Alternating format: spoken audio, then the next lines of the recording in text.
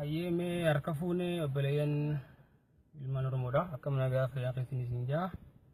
Mee asirratti gaafii deebii tokko qabna waa'ee jeequmsa deemaa jiru afaan irratti jechuudha. Waa'ee OMN irratti OMN akkamitti afaan Arabaatiin banamaa? Jibbiinsi maali? Waa'ee OMN irratti mee asirratti gaafii deebii tokko obboleessa keenya kana wajjin godhuu deemna. Mee isumarraa maqaa isaatii fi eenyu akka ta'e isarraa barra. Aye, maqaan kee isin jaan? Ani Abdurrahman Najani. Aye. Abdurrahman keenya akkasanii galatoomi bakka nu dhiyaattee isin jaa asirratti waan si gaafachuu yeroo tokko waan na dhibee waan komii ammaan tana Feesbuukaa kana gubbaratti deemaa jiru jechuudha. OMN afaan Amaaraatiin ni baname harka waliin tumne humaan jennee namuu itti gammade jechuudha. Lammadaa OMN afaan Ingiliffaatiin ni baname torbaanitti yeroo takka jechuudha Aishaa Ayyaadin. Namni gammadee itti gammadee jiru because miidiyaan keenya kan guddachaa jiranidha. Itti aansuudhaan OMN afaan Arabaatiin eegalee jiru. Yeroo ammaa afaan Arabaatiin eegalu kana jechuun jeequmsi ka'e. Kan maal jaa namni biraa achi gubbaarraa kan amantaa gama amanticha achi oofee waa arrabsaa kan waayyaa mee kan irratti ati maal jettame?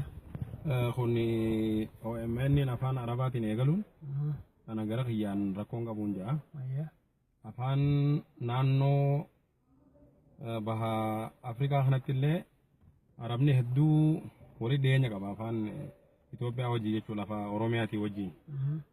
Kanaafuu OMN afaan Amaaraatiin yoo dubbatame afaan Amaaraa kana namni keenya akka dogoggoraatiif fudhate irra guddaan nama.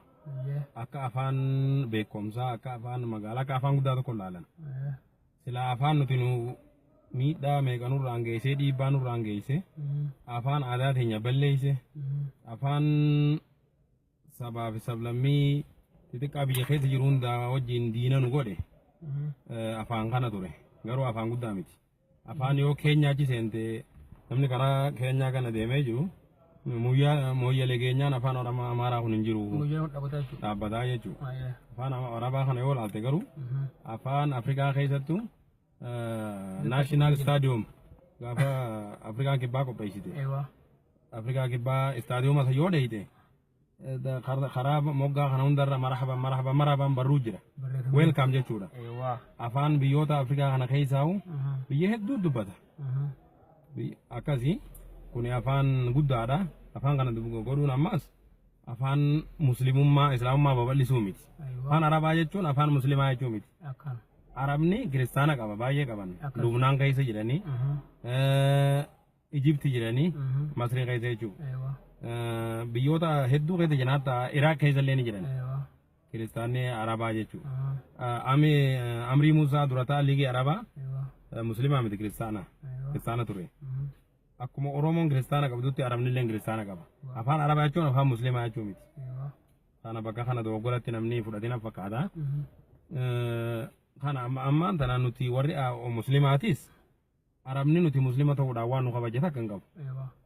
Dura amantii teenya tanaawu yoo achi dheeyte yoo ani muslima jetteen anta muslim yaanii si gaafatan ati muslimaayi akka waan biyyuma isaanii dheeyte ani muslima jettu itti fakkaata.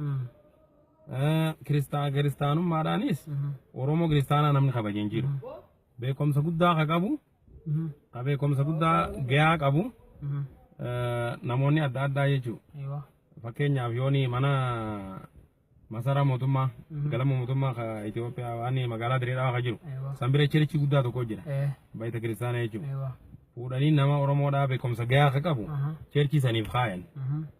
Cherichi saniif kaayan amma dura nama Oromoodhaa.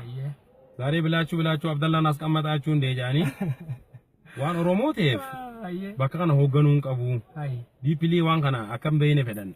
Namni Oromoo ta'e tokko akka nama saba lagatamu amantiirraa achi dhiiban amma cheerchiin ortodoksiitis haa ta'u afaan Oromootiin yoo amma eegale malee afaan Amaaraatiin wanni isaan ergaa walii dabarsan jechuudha.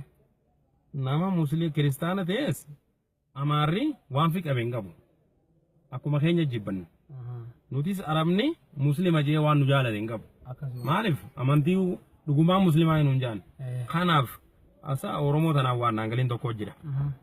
Abbaayis ayyee fi Samoora Yoonus amantiin isaanii adda adda. Muslima Samora Yunus. Itti gaafatamaa waa'ee waraana Itoophiyaati. First defense dha. First defense minister dha. Minister. Isa.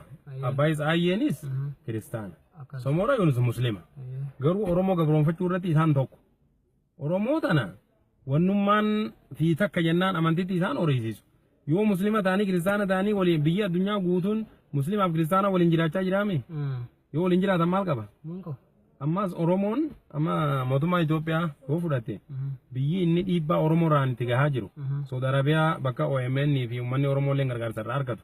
Namoota Oromoo mootummaan Itoophiyaa isaanii wajjin haasa'ee uummata kanarra dhiibbaa fidaa jira. Afaan kamiin walii galan? Afaan Arabaa beeyti Tigreen. Sudaan keessa baqatee turte, riphee lolaa turte. Tigreen hedduu isaanii ni beeyti. Mallasee waan ni beeka, amantii Musliimaa illee beeka keessa kute. Suni jechuun ani karaa kiyyaan ta'uu goraa na fakkaata. Afaan Chaayinaan illee maan banamne. Fireenjiin yoo dandeesse, Oromoon dandeessi keessa qabattee Fireenj, Chaayinaa, Portugiis, afaan addunyaa keessatti gurguddaa kana hayyoonni afaan OMN guddate. Miidhaa Oromoo tanallee bal'inaan, uummata Oromoo kanallee uummata beekaa isa godha malee wallaalaa isa godhu hin godhu jeetii yaada gara kiyyaan. Hedduu galtuma ayyee. Dhaamsa kun durmaan obboleessi keenya hudhame kanaan jaa kanaafuu hedduu galtuma nageetti tura.